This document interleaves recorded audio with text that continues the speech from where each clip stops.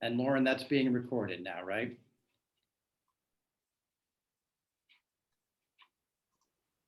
Yes. Okay. All right. Greetings, everyone. We're going to allow some time for the participants to populate here. I'm sitting here with Dr. James Keating, the director of the Humanities program, who's to my left and about to reappear. And once again, we're going to wait until the participants populate, and then we will get started.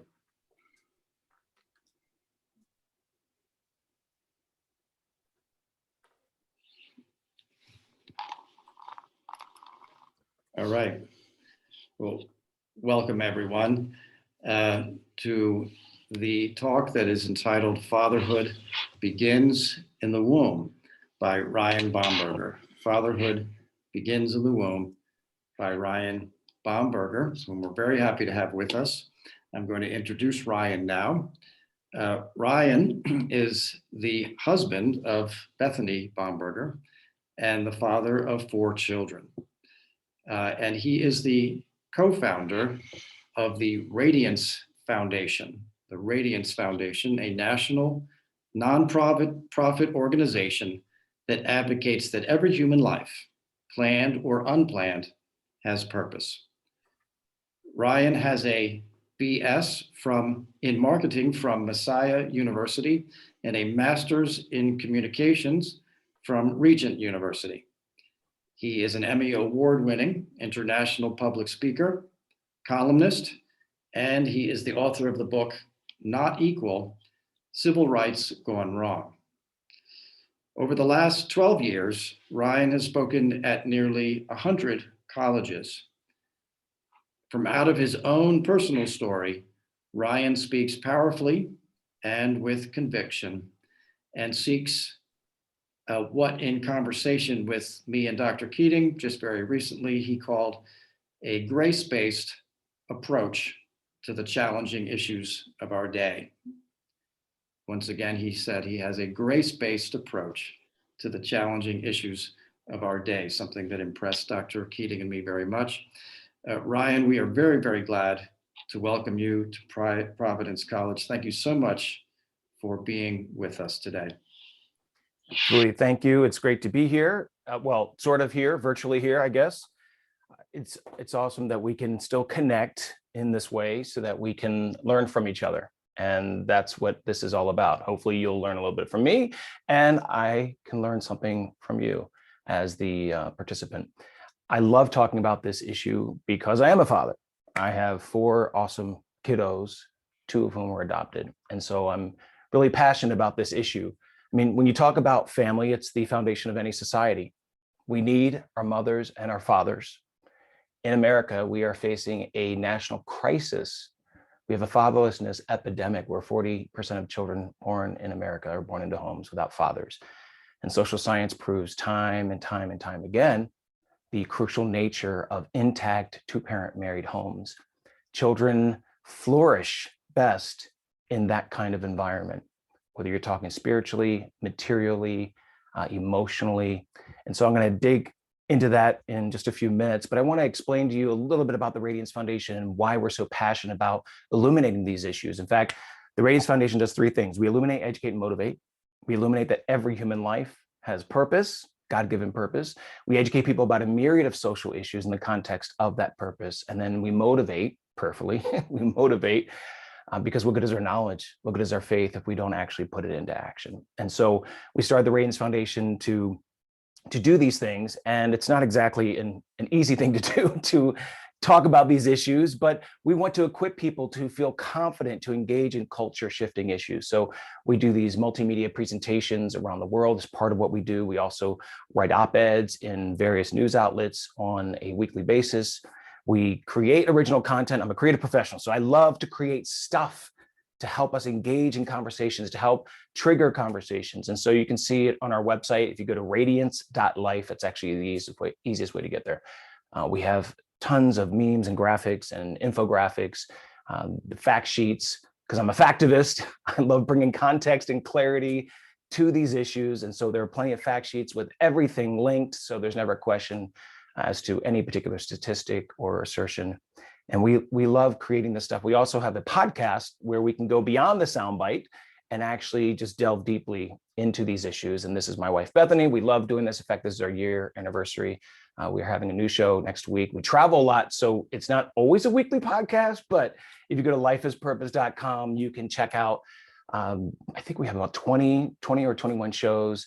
And we also, within these shows, we give you links to the stuff that we're talking about, to the studies that we're talking about, to the issues we're talking about, so that you can help, shape your informed decision, your mindset when it comes to these issues. So we love talking about these things, but to understand why I guess I'm particularly passionate about the issue of fatherhood is because I initially didn't have a father, at least in the sense that people understand having a father.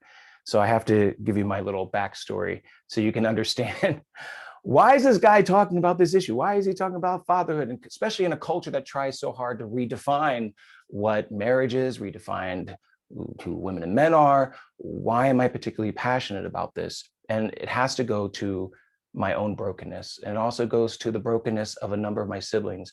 You see, I grew up in a tiny little family of 15. I have 6 brothers, 6 sisters, and we were all adopted and loved, but we came from such incredible brokenness. In fact, many of us would have been written off by the world as, well, they're unplanned, they're going to be unwanted, they're going to be unloved. And yet my parents shattered that myth. But it's amazing the way that some people view other human beings. They think, well, their circumstance defines their worth, but it doesn't. In fact, I'm one of those exceptions. In fact, my family is full of exceptions. And the thing that has made me who I am is I had parents who loved me in all my imperfectness and all of their imperfectness. People have this sort of mentality that life has to be picture perfect. And actually, because life is not picture perfect, it's what makes it so beautiful. Life is never picture perfect. Human beings come in all different shapes, sizes, colors, and abilities. No matter how much we plan, no matter how much we think we're prepared, the unplanned happens all the time. It's how we respond to the unexpected that shows our true humanity. But many do not see the value of every human life. Too many are willing to discard those who don't fit the picture of perfection. Abortion destroys the chance to love and to be loved. We never know what will fill the frames of our lives, or how empty those frames can be when we allow exceptions. Every life is a gift.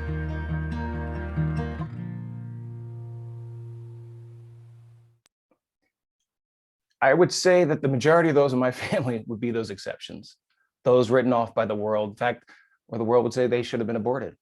Certainly, in my case, many say that I should have been aborted. So here you have my family, and you can see a picture here from an old article, and I love this title, Theirs is Not an Ordinary Family. Definitely not an ordinary family. 15, grew up in a farmhouse with 1.5 bathrooms. Just let that sink in for a moment. But this family here, as you can see, obviously there's a mixture. There's white and black and Native American and Vietnamese. But this is just such a mixture. Those with disabilities that, didn't fit that picture of perfection, but yet my parents loved us like crazy. In fact, this is the moment that my mom first held me. I was 6 weeks old when I was adopted. And here's the thing about, about family and about parenthood. Anybody who's ever been a parent understands the word sacrifice, but too many don't understand that there's a huge distinction between sacrifice and self-sacrifice. Parents self-sacrifice all the time. And it's a beautiful and difficult thing. My mom and my dad, when they talked about I was the first one adopted. They talked about adopting this brown child, this black child, biracial, putting that in quotes, black and white. She didn't realize the resistance that she was going to get from those that she never even knew were racist. See, people will often ask my parents, well, what inspired you? What influenced you to adopt? And it was two things: love and brokenness. See, my mom at the age of 5 had to be placed in a children's home for 1 year. Her father was an alcoholic, was emotionally abusive, and her parents were separating. So at the age of 5, and it amazes me how much we underestimate little kids, the way that they receive and perceive the world.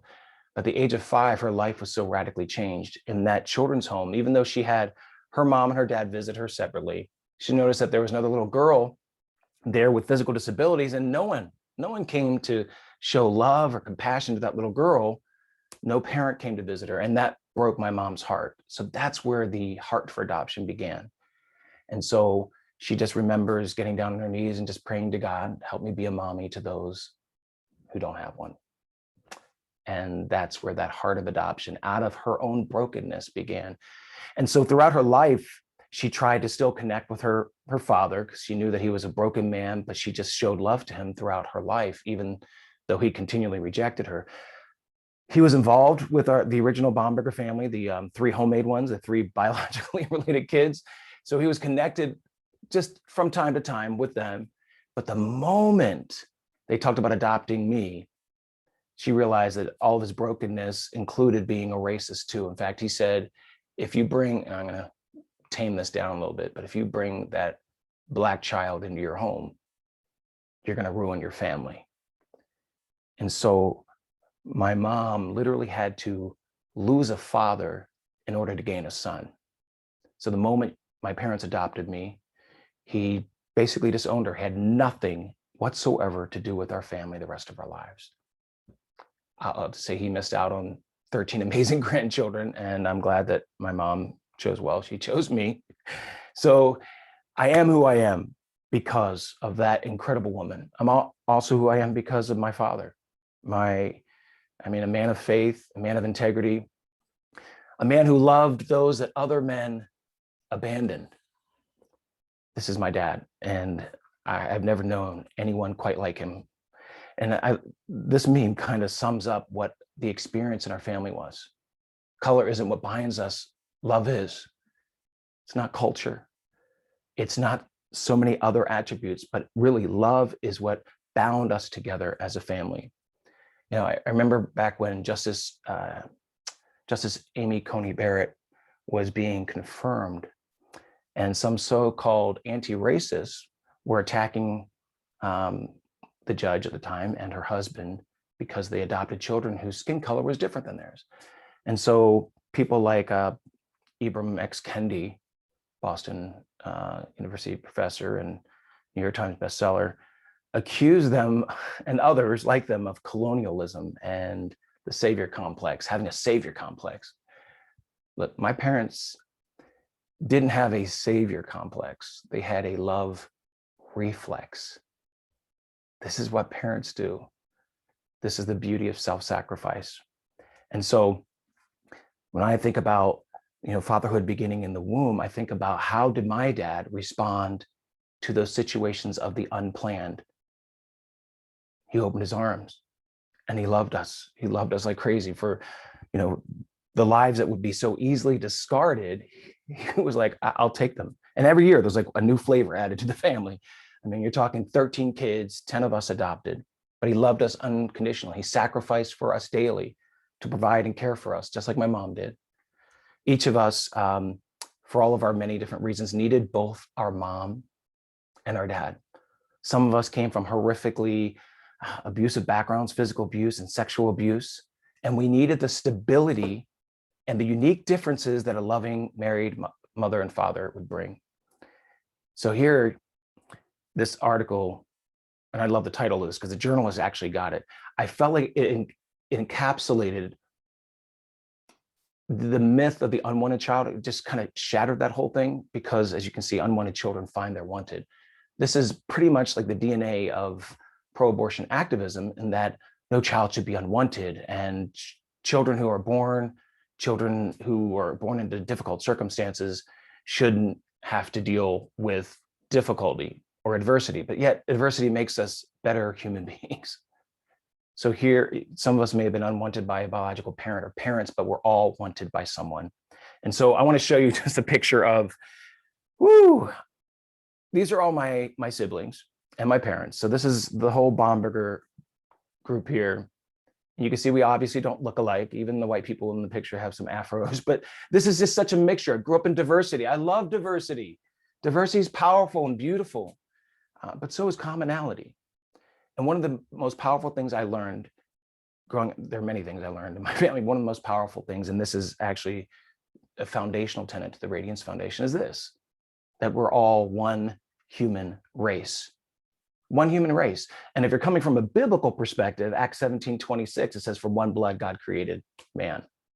So I grew up in a family where we were not encouraged to be colorblind. I know people mean well when they say we should be a colorblind society. No, we shouldn't.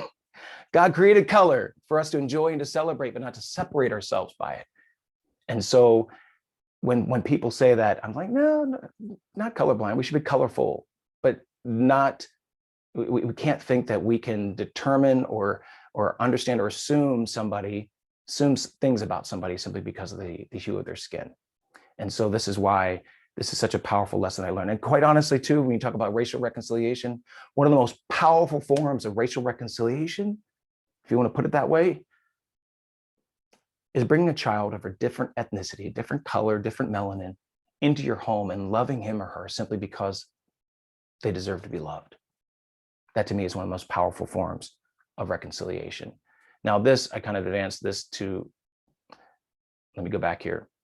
I want to show you a picture that you already just saw, but I want to show you a picture of what unwanted looks like. So when you hear this phrase unwanted child, I don't know what image comes to mind, but this image that I'm going to show you is my entire family. It's my brothers, my sisters, their spouses, their children. There is one little grandma in the middle of the picture, but other than that, no extended family. But this is what happens when you love. This is what happens when you believe that marriage matters. This is what happens when you believe that fathers matter. And so I just want to show you this picture of unwanted. This is my whole family. This is actually 62 strong. It's crazy. I mean, looking at all these people, looking at the result of two parents giving their lives and sacrificing so that purpose could be unleashed in all of our lives. Now, this picture is actually 5 years old. So there are 15 more people added to this picture since it's through marriage, adoption, and new births. And what's really awesome is I have nieces and nephews who also are adoptive parents. So this legacy of love has continued. But see, this picture is possible because of courageous birth moms. Women who chose to be stronger than their circumstances. It's interesting because we have an abortion industry. On one hand, it's always telling women how strong they are and the future is female. But on the other hand, saying you can't face the unplanned. Well, which is it? Are they strong or can they not handle facing this? And of course they can, especially with love and support. And I'm grateful for all these birth moms. I'm grateful for all my siblings. I'm grateful for my birth mom, whom I've never met. I did search for her years ago. And for years as a creative, I always try to figure out, how do I thank my birth mother? What do I even say to her? So I wrote a song called Meant to Be, which is just a tribute to her going through 9 months of a traumatic pregnancy. And then I wanted to create a video where it showed all the things I've been able to become in my life by the grace of God, all these different things, and her singular decision. So we often don't think about singular decisions and the impact that they will have, not just on today, not just tomorrow, not even just next year, but for generations. And though I've never met my birth mom, I'm hoping that maybe through social media or something, she'll see this video. I wrote the lyrics, I sang the lyrics to this. I just hope she will see this and understand my heart of gratitude for how courageous she was, and not only give me the gift of life, but give me the gift of adoption.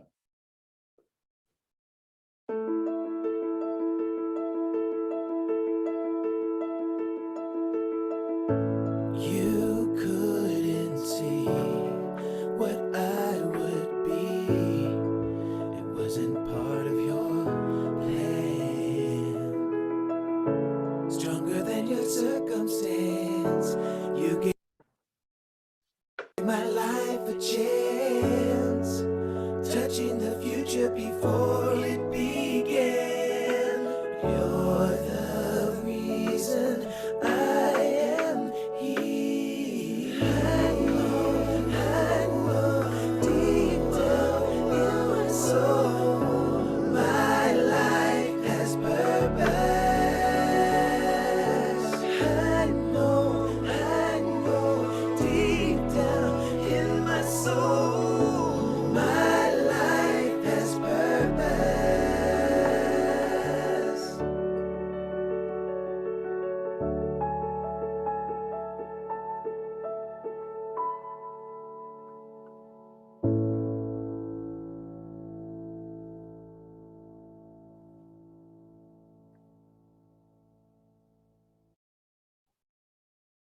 You see, I am the 1% that's used 100% of the time to justify abortion. But the circumstances of our conception don't change the condition of our worth. So I'm grateful to my birth mom. I hope she experienced the healing that she needed. Oftentimes we think that abortion is a natural follow-up to rape, but yet violence does not heal violence. And so one day I hope to meet her face to face, because she enabled me to love and to be loved. In fact, I love being a father. This is my family. They call us the Bombs. We're the Bombergers. And I love all my kiddos. Out of my 4 kiddos, 3 of them were unplanned. All 4 of them were loved like crazy. 2 of my kiddos were adopted. And this is what happens when people choose to be stronger than their circumstances. And my wife was a single mom. My wife, Bethany, the love of my life, the executive director, the one in charge of the Radiance Foundation. She was a single mom for almost 2 years. And she knows the fear and the confusion that those facing unplanned pregnancies face. But see, as strong and as resilient as she was never meant to be both mother and father. And I thank God that she chose to be stronger than her circumstances, because her daughter at the time, before I came into the picture, whose name is Radiance, by the way, radically and beautifully changed her life. I became Ray Ray's daddy just before she turned 2, and was able to officially adopt her when she turned 5. So she's my girl. That's my girl. All my kiddos from left to right. You see my youngest son, Justice, who's also adopted, my daughter, Leah, my son, Makai, my oldest daughter, Ray Ray. And so this is family. And this is why I'm so passionate about family, because marriage matters. I know we live in a culture and a society that likes to pretend that it doesn't matter, but God created the institution of marriage, as detailed in the book of Genesis and throughout Scripture. Hebrews 13:4 says, "Let marriage be held in honor among all, and let the marriage bed be undefiled, for God will judge the sexually immoral and adulterous." God wasn't joking about marriage. He set this up for the model, for the foundation of society. In Matthew 19, Jesus reiterates the definition of marriage between a man and woman, saying, haven't you read the scriptures? They record that from the beginning, God made male and female, made them male and female. And he said, this explains why a man leaves his father and mother and is joined to his wife, and the two are united into one. Since they are no longer two, but one, let no one split apart what God has joined together. So marriage throughout Scripture, reiterated. Catholic social teaching, of course, instructs marriage and the family are the central social institutions that must be supported and strengthened, not undermined. Marriage matters, but it didn't matter to one of the largest, most influential cultural forces in American history, Margaret Sanger, the mother of Planned Parenthood. Now, she didn't have exactly a positive view of motherhood. You can see one of her books, Motherhood and Bondage. She didn't see motherhood the same way. In fact, like my mom, she grew up with an alcoholic father, grew up in poverty, but my mom and Margaret Sanger took radically different routes. See, Margaret Sanger saw suffering in a different way. She believed that you eliminate the sufferers, where my mom believed that you elevate the sufferers. So radically different viewpoints. She also had a different sort of notion about marriage. She was married multiple times, and it enabled her to fund her birth control crusade. She married an oil tycoon, Noah Slee, that enabled her to pay for not only Planned Parenthood, but all aspects of her birth control crusade. And I just want to emphasize this too, just so you can understand the mentality of the birth control crusade, since she's the mother of it. This is from her book, Women in the New Race. Because people will often talk about birth control as if it was the movement itself was just some altruistic thing from Margaret Sanger. This is what she says in chapter 18 of her book, Women in the New Race. Birth control itself, often denounced as a violation of natural law, is nothing more or less than the facilitation of the process of weeding out the unfit, of preventing the birth of defectives or of those who will become defectives. Doesn't exactly sound like women's power to me, or women's empowerment. It was such a negative view of humanity. She had a deeply anti-human worldview, which stemmed from her own brokenness that she simply chose never to break out of. She didn't have a positive view of motherhood, didn't have a positive view of fatherhood. And of course, we live in a society today that wants to pretend that dads don't matter, that we can just have any kind of relationship and it's going to be okay for the child. That's not true. The best social emotional, psychological outcomes for children are with two-parent, intact, married two-parent homes with a mother and a father. I write about this often because I can't emphasize it enough. I've worked in inner city schools and inner city outreaches, ministries for years and years, for decades actually, and witnessing firsthand the brokenness of father absence. The toll is devastating on children, and people want to pretend that it doesn't matter. And I'm wondering, what reality are you looking at? The abortion understands the advantage of fatherlessness that they possess because they thrive in communities that are vulnerable. Vulnerable families, those without fathers, are much more susceptible to abortion or to any predatory force for that matter. I remember reading this in the Vatican News. Pope Francis said this about fathers, quote, "Fathers are not born, but made." And just to kind of interject here, it's why part of what we do is trying to teach character development to young men who often don't understand what it means to be a man, and certainly not what it means to be a father, because I believe we have to pour into them character matters. But he continues, "A man does not become a father simply by bringing a child into the world," amen, "but by taking up the responsibility to care for that child." That's why, I will say forever and a day, fathers matter, dads matter. The impact on children is so devastating. I just want to give you a few statistics so you can understand the devastation of father absence. With single female-led homes, and this is not disparaging single parents. My wife was a single parent. I know a lot of single parents do everything they can to raise their children, but in single female-led homes, children are impoverished at rates 5 times higher than those in two-parent married homes. 5 times. Children who grow up in cohabitating situations without the biological father are 8 to 10 times more likely to experience neglect and abuse. That's devastating. Children are 2 times more likely to drop out of high school. In fact, 71% of dropouts are from fatherless families. They're 2 times more likely to commit suicide. Daughters are 4 times more likely to be pregnant in their teens. And here's another statistic that, having worked in these communities and to see the violence that rips through some of these poor communities, which is so heartbreaking to me.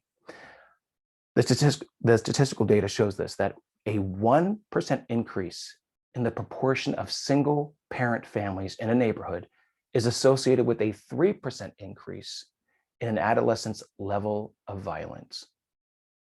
Fathers are a stabilizing force. I don't care how much people want to try to rewrite things, but fathers stabilize. And working in conjunction with the amazing attributes and abilities of a mother, that union, that partnership creates the best environment for children to flourish. And so that's why I'll say forever and a day, dads matter. But when you look at, for instance, in urban communities and Black communities where the fatherlessness rate, if you will, 70 to 71% of children born in homes in Black families are born into homes without fathers. That's shocking. We're talking about an epidemic of fathers. In fact, people want to say, a Black child's biggest risk or biggest threat is racism. No, it's not. It's not the school to prison pipeline, which is overhyped in many ways. It's not climate change. There are 2 things.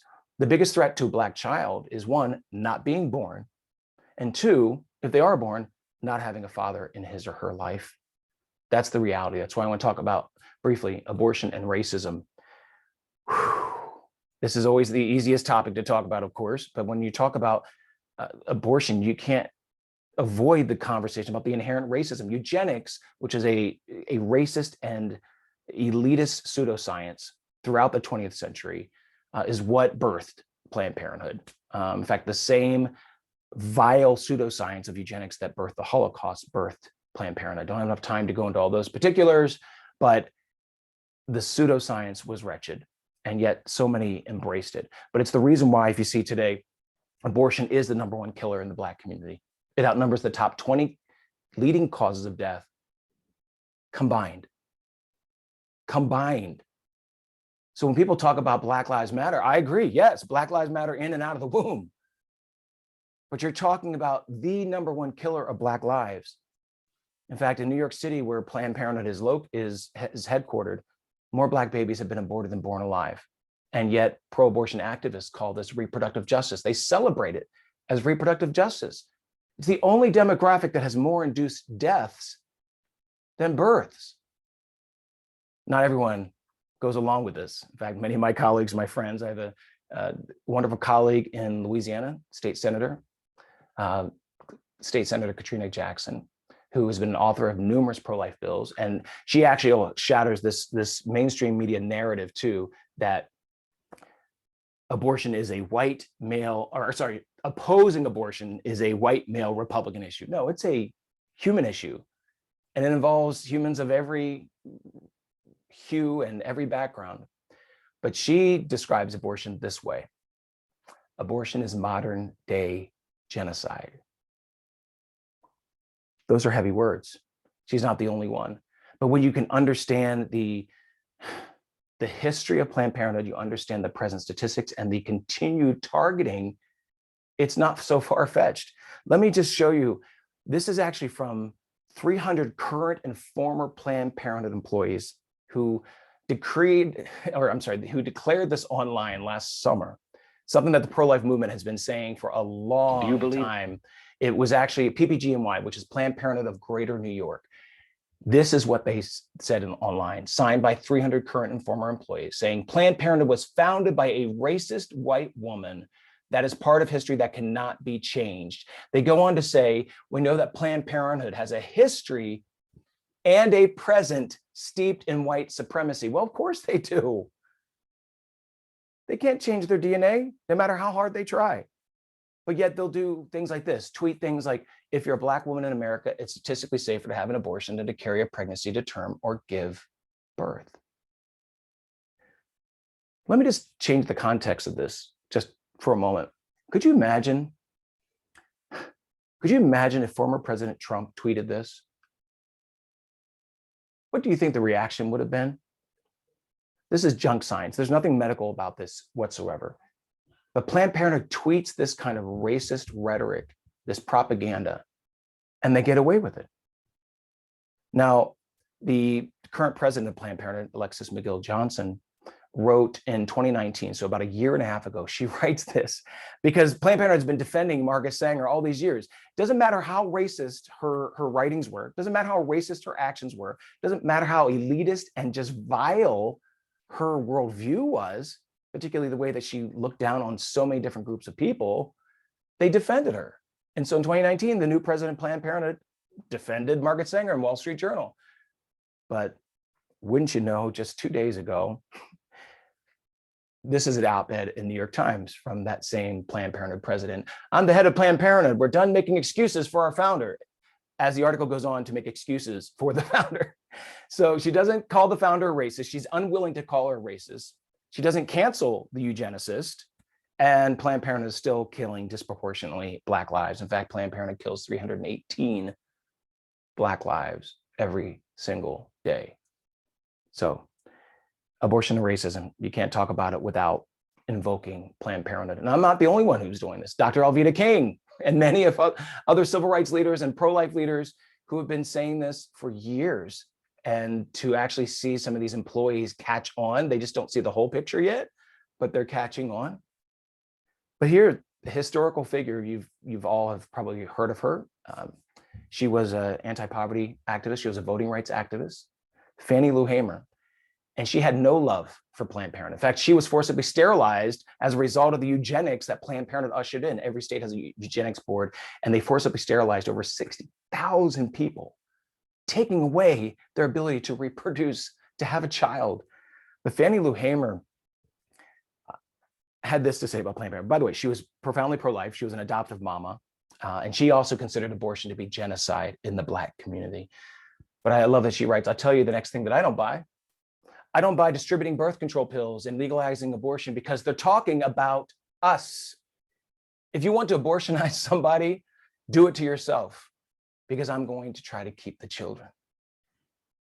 You're talking about a woman who grew up in a family of over 20. She was, I think, the last one born. She's passionately pro-life, abortion and racism. So this brings me to just how do we fight? How do we fight for family? because in the end, that's really what this comes down to, is fighting for family. The abortion industry understands that when family is dismantled, they have an easier target, they have an easier prey. So how do we fight for family? One of the ways that we did is we do ad campaigns. I talked about the workshops where we try to teach young men how to be men and how to be fathers. We also help raise millions for pregnancy care centers. It's how we fight for family.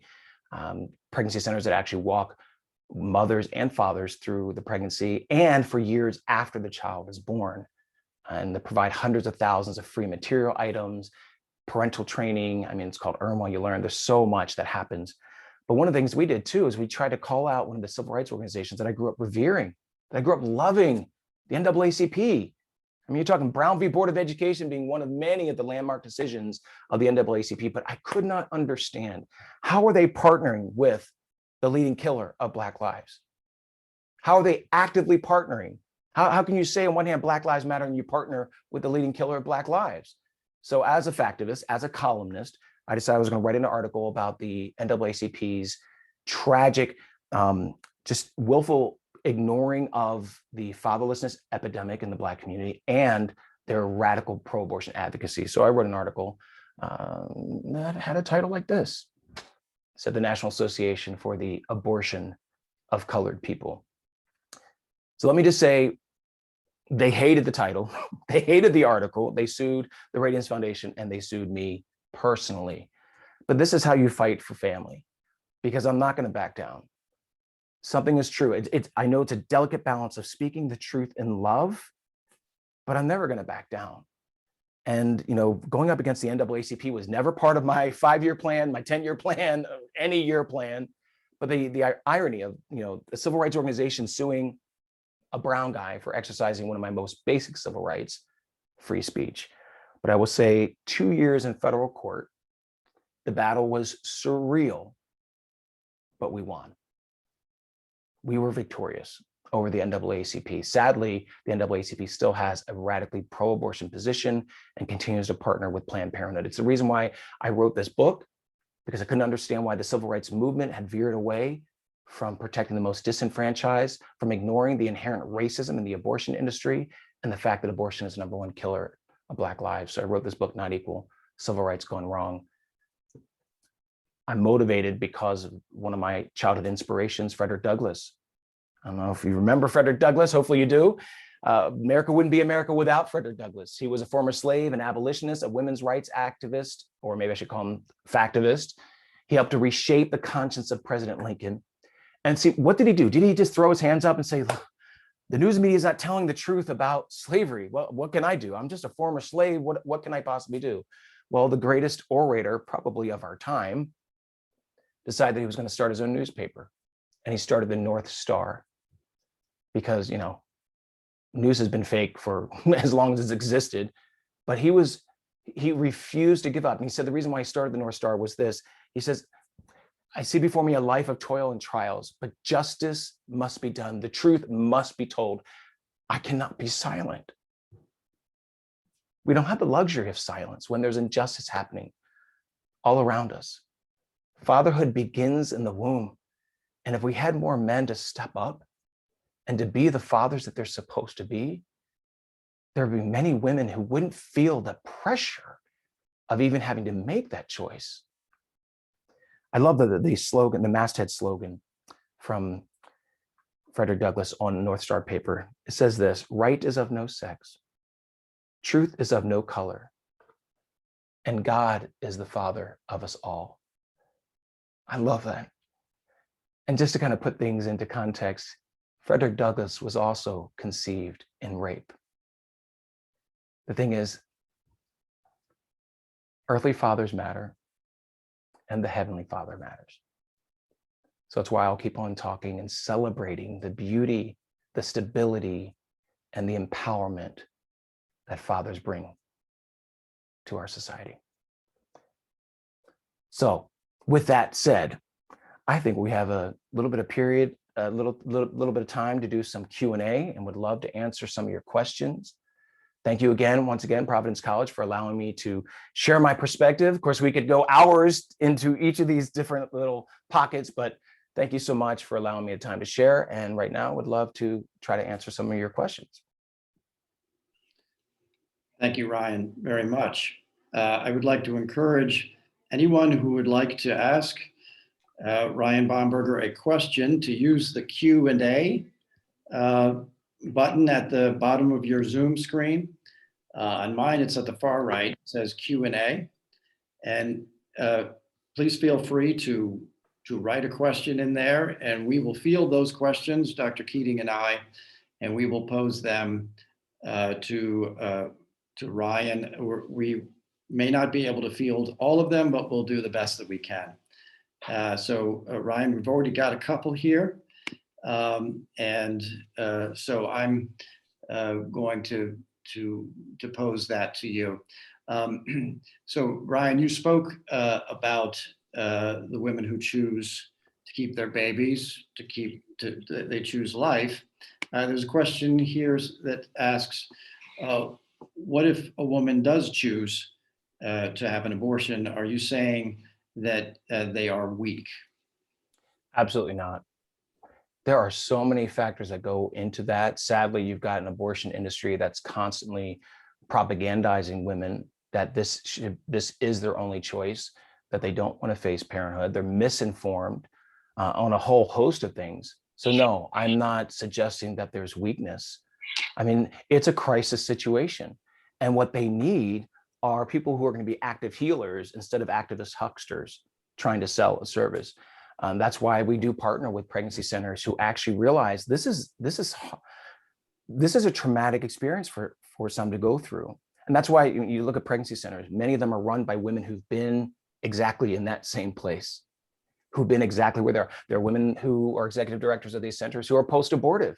And so they've gone through that. And that's why a lot of pregnancy centers offer post-abortion counseling. So no, I'm not suggesting that they're weak. I'm just suggesting that we as a society should do so much more to come around those facing this crisis with the love and support, whether it's pregnancy centers and maternity homes, we also help to raise a lot of money for as well. But it's not just up to them. It's up to us as a society, one, that we prevent the circumstance from happening in the first place. So we're not even facing the unplanned pregnancy, but when that does happen, that we're loving the individual and we're helping to empower her with life-affirming alternatives. Okay. Thank you. Yeah, that's great. Okay, so the question I have in the chat that I'm going to ask is about same-sex couples, right? One of the issues that comes up, and I'm sure you've thought about it, right, is that there are instances of same-sex couples that are. I'm going a little beyond the question, but maybe to try to get at what I think the questioner is asking, or wants your thoughts on. You often hear when people discuss this matter, and it must obviously be true, that in some instances a same-sex couple, I know a few, right, are very loving and wonderful parents for adoption, who would adopt. And so, yeah, I mean, in what ways, maybe you could talk a little bit about that, because you have this sort of empirical fact that people are confronted with when they think about that issue, because you say father and a mother. And again, I can only speak for myself, one of my daughter's friends, very loving mothers, and you couldn't make me say that these women were bad parents, right? Short of ideal perhaps, but not bad parents. So yeah, so I'm sure other people have had this experience. So yeah, what would you say about that? Right. I mean, I do as well. So, the position of the Radiance Foundation is not necessarily to protest gay adoption, if you will, but there's a far bigger picture that we have to look at, because what we're trying to do is promote the ideal. For instance, I don't promote the ideal for me is not the single parent model. Doesn't mean that I'm single parent phobic. It simply means that there are better outcomes for children. And there can be lesbian couples and gay couples who are certainly loving. I'm not denying that at all. It's just if we're looking at the best interest of the child, particularly when it comes to adoption, the majority of studies on parenting show that there are much more positive outcomes in a intact married mother and father home. And that's because women and men bring different sets of abilities, of makeup to a situation. Father, as the stabilizing force on a lot of levels, offers something that two lesbian women don't necessarily offer. And that's why Mark Regnerus has done a lot of great studies on same-sex parenting, and he measures on the 40 different outcomes. And sometimes when you talk about that kind of stuff, it's like, okay, I don't care. I just know these people and I love them and they're wonderful people. I'm not denying any of that. There are lots of wonderful people who are heterosexuals who still may not be able to provide that best situation for the child. So when it comes to adoption, often many of these children are coming from brokenness and incredible dysfunction. And so as a society, we should not be afraid to say, okay, here is the ideal situation. The bigger picture for me, though, and the really problematic part for me, is how LGBT activism have taken this from beyond we should be able to adopt to where they're now shutting down faith-based adoption agencies that believe that a child is best, the child's best interest is served with a married two-parent home with a mother and a father. So they've shut down Catholic services. They shut down Bethany Christian Services in Philadelphia. Of course, Bethany Christian Services then completely capitulated, but they're trying to shut down faith-based adoption agencies. Not only that, they're making it impossible for prospective families in Illinois, in New York, and in several states, and with the Equality Act, it would make it nationwide. If you're a family or prospective couple who does not affirm homosexuality, you are no longer an eligible foster parent or an adoptive parent. So now we've gone beyond because it's not even the issue where there aren't agencies that won't place a child in a same-sex home. It's now these major LGBT organizations, Lambda Legal Foundation, you've got Human Rights Campaign, of course, the ACLU, that are aggressively and actively trying to shut down faith-based adoption agencies. So my question is that in the best interest of the child? Who is that serving? Adoption does not exist to serve special interests. It exists to serve the child. And so, I mean, I could list off a number of studies that show the different outcomes and some of the significant differences in the outcomes for children in same-sex homes versus heterosexual married intact homes. And those are the worthwhile. In fact, maybe at the end of this, I can give a link to our site that will list some of those studies that people can look at those and see that there is a significant difference, and they can come to their own reasoned conclusion. But it's a great question to ask. My issue with fellow Christians, whether Catholic or Protestant, is that if you're going to oppose same-sex adoption, then you should play a role in embracing or encouraging a culture of adoption. And that doesn't mean everybody has to be an adoptive parent. That's not what I'm saying. But there has to be more. Like, for instance, in foster care system, half the children who are available for adoption, 110,000 about in the last reported year, about half of them are adopted. The other half are not. There's really no reason for that. And just to go to somebody who may ask this question, the solution is not gay parents, because there aren't enough gay couples, gay individuals who are available and or willing to adopt. They, since 2015, since a Supreme Court ruling, you would think that it would have completely erased these roles, because people said, well, if more gay individuals could adopt, it would change that whole thing. It didn't. I mean, statistically, it didn't even really put a dent in the children who are still waiting for adoption. But there are a lot of dynamics to that question. I'm sorry, it's a really long-winded response, but there are a lot of dynamics to that question that we have to wrestle with when it comes to the best interest of the child in adoption and the type of parenting. Thank you, Ryan, very much. I have another question for you.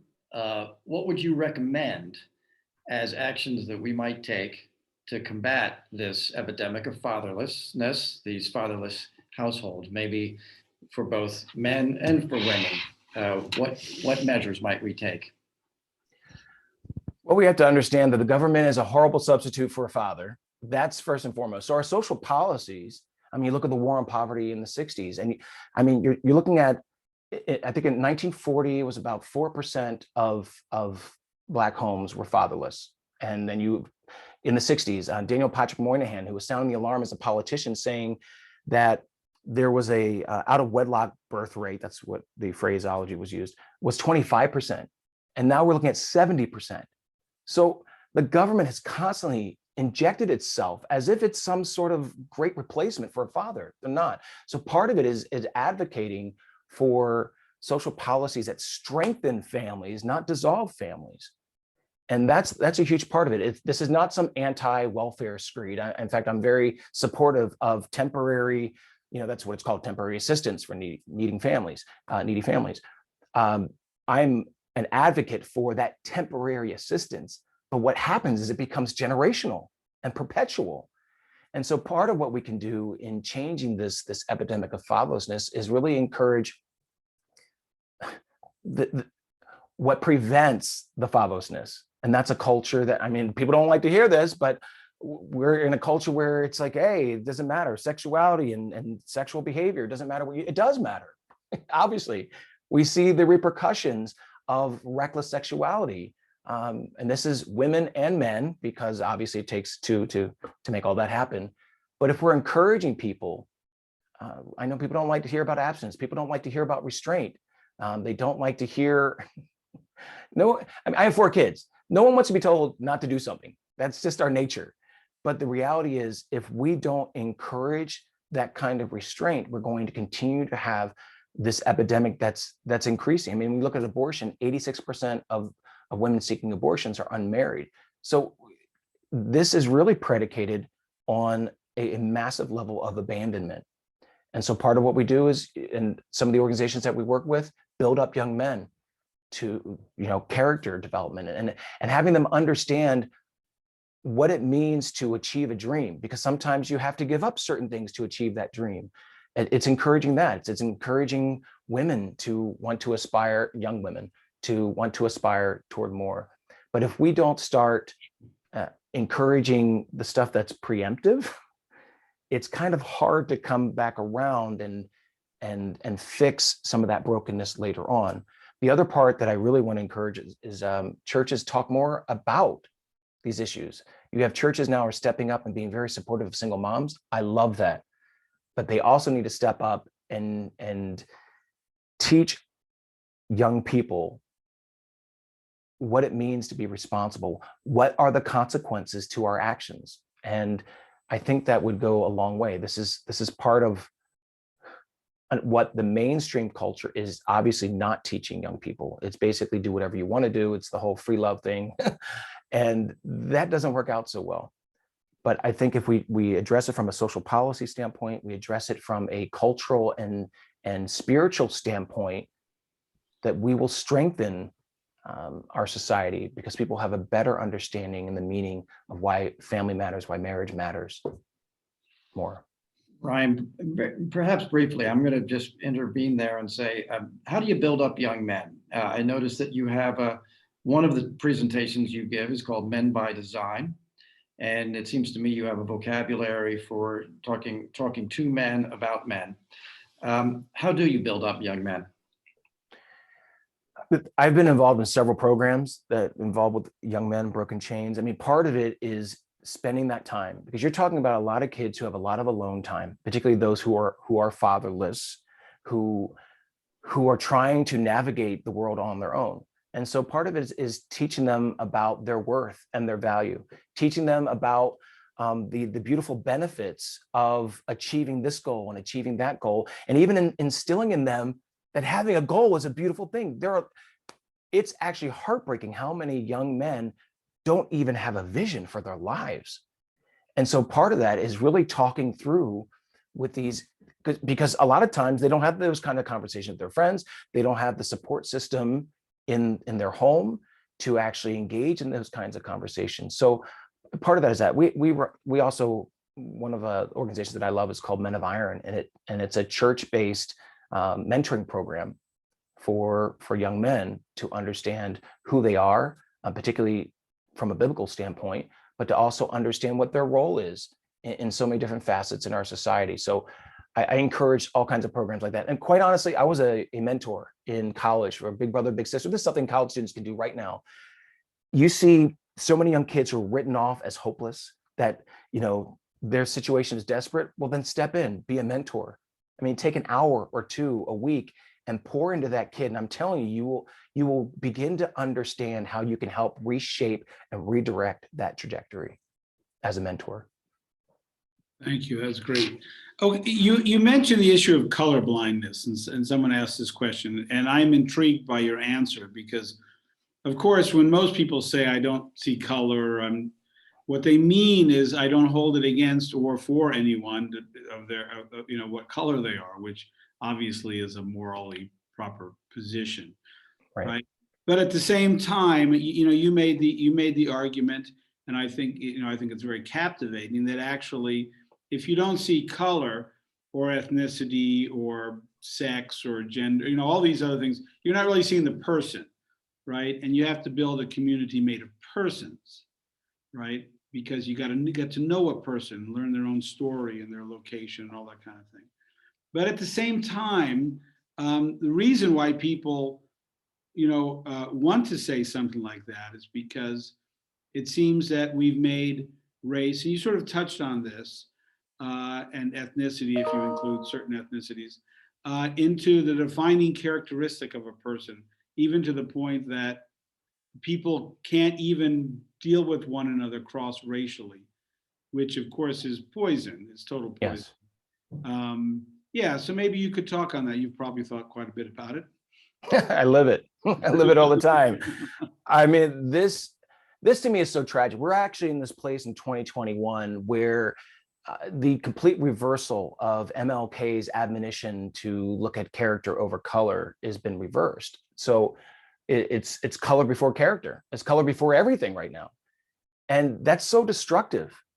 I mean, I know that some people mean well, particularly when they want to fight what they perceive as racism, but you can't fight racism, or you can't fight prejudice with more prejudice. And it's exactly what happens when you deduce who and what a person is simply by their outer complexion. You've committed an act of prejudice.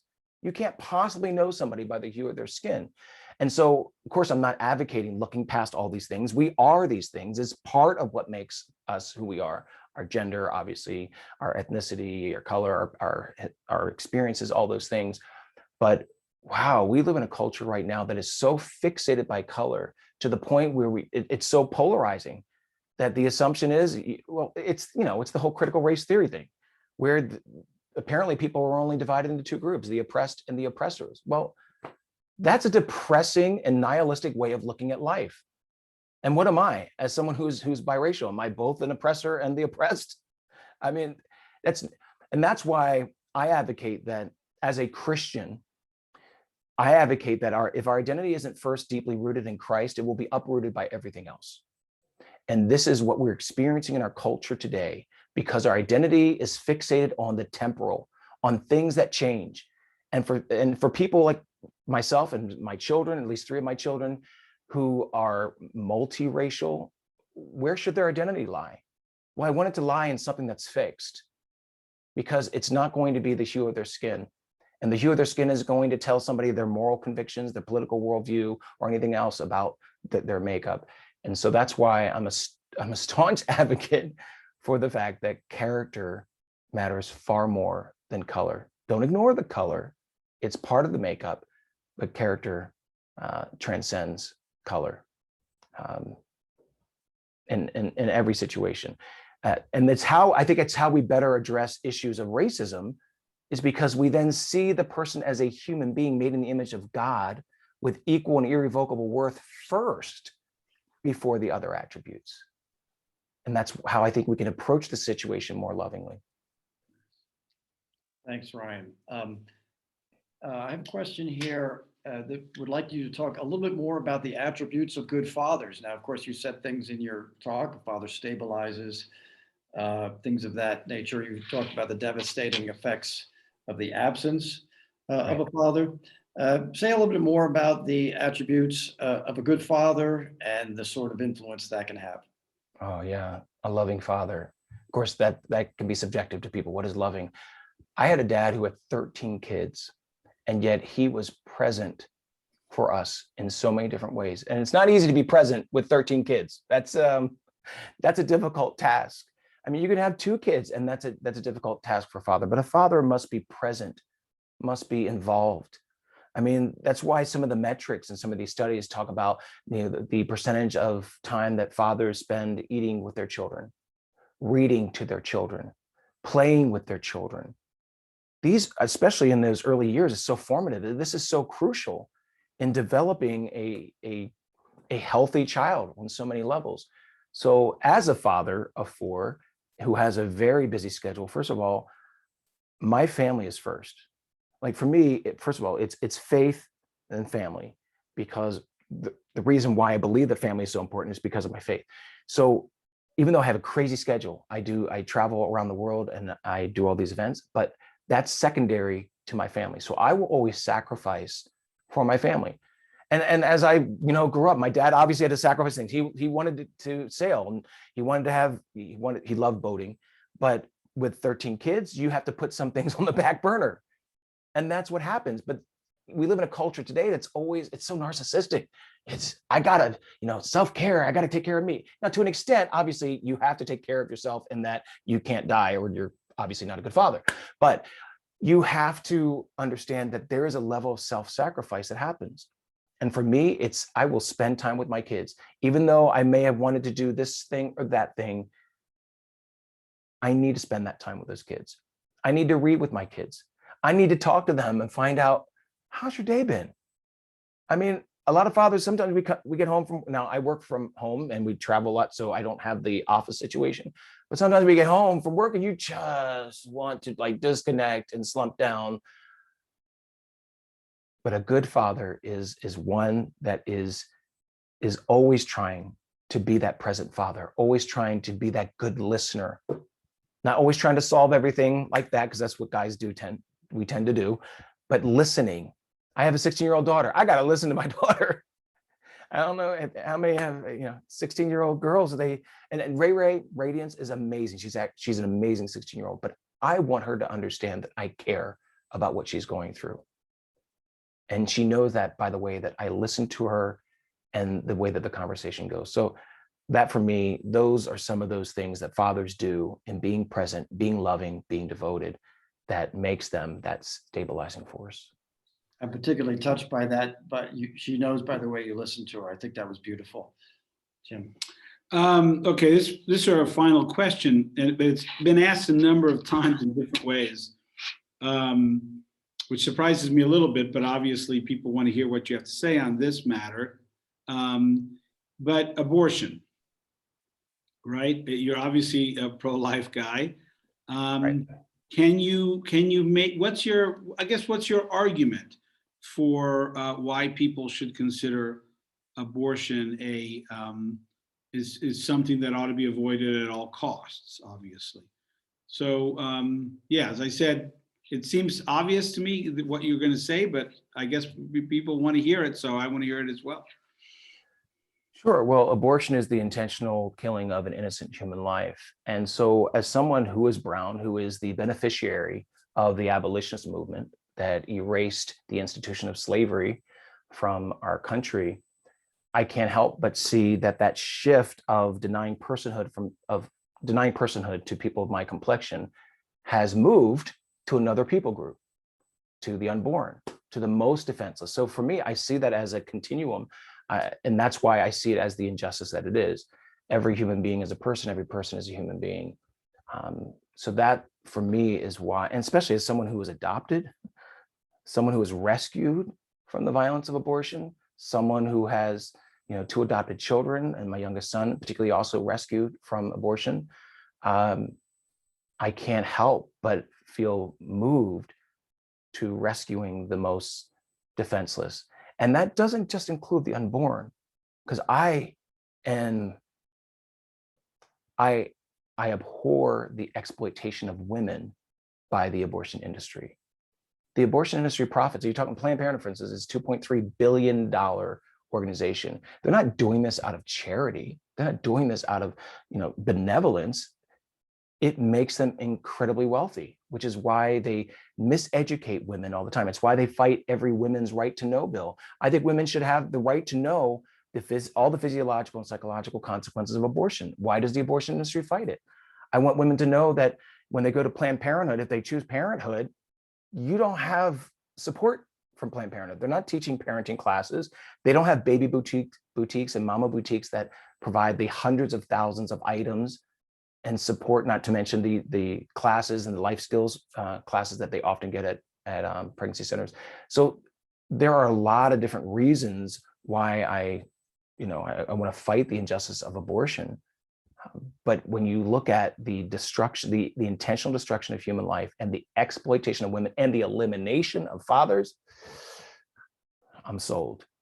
This is why I will fight the injustice of abortion. I'll still love those who are post-abortive. Of course I will. I'm going to love them, but I'm going to keep exposing a predatory industry that profits from fear and confusion. That was excellent. Yeah, thanks very much, Brian. I'd like to just follow up with that very quickly by asking you to comment a little bit more on, you said Planned Parenthood and the abortion industry benefits from dismantling the family. I thought that was a very interesting thing to say. Could you say more about that? Well, that's the model that Planned Parenthood relies on. It's why they never advocate for families. The only family they actually advocate for are gay families. They're not advocating for intact married families. In fact, anytime they ever talk about marriage, it's about gay marriage. There's a reason for that. They don't prosper where there are strong families. As I mentioned before, young girls are 4 times more likely to experience an abortion in fatherless families. 4 times. Planned Parenthood knows this. And so this is why they depend on fathers not being in home. It's also why Planned Parenthood, people have to understand, they spend, over $200 million on advocacy, lobbying, and lobbying and advertising. They push for legislation, particularly for entitlement programs and other programs that actually perpetuate the single parent model. They understand their demographic, they understand their client base, and they want to continue that client base. So there are a lot of things that Planned Parenthood does that actually discourage young men. Plus they don't want men involved at all. In fact, it's the whole no uterus, no say, which is interesting to me because 7 males in the Supreme Court are what brought us Roe v. Wade and Doe v. Bolton. So, Planned Parenthood loves when pro-choice men speak up for abortion, but they want men who actually oppose abortion to be silent. So this is what I've dealt with. And even in our organization, they've come against us in our organization. They put out a documentary called A Vital Service, which I call a crockumentary because it's just 20 minutes of sheer propaganda. I'll use that word, propaganda, in establishing how great Planned Parenthood is, despite the fact that they actively dismantle. They dismember the unborn and they dismantle families. I don't know how else to say this. They are not advocates of fatherhood because they know that fatherhood cuts into their bottom line. This is truly the last question, but Okay. You said something that I don't think I've ever heard anyone say before, and so I'd like you to maybe sum up things with it, which is the idea of to eliminate the sufferers, right? This is something that is deeply Christian, which is that suffering is redemptive, right? Even for the sufferer, but also for those who encounter, at least in a loving way, and can conform themselves with the suffering, because we are called to conform ourselves with the crucified and suffering Christ. And that's something that is in some ways very foreign and alien to our culture, which suffers, very little, at least of us, we suffer very little in a way. So yeah, maybe you could say something, because I just found that very profound and provocative. Well, having grown up in the family that I have, I've seen how brokenness was restored.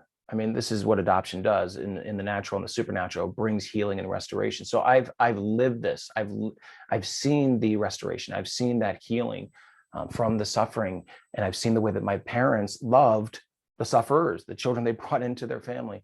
The thing is, it's kind of like when we watch a movie and we're rooting for that underdog. We see someone who overcomes a seemingly impossible. Why are we so moved? Why is our heart just want to get up and rejoice?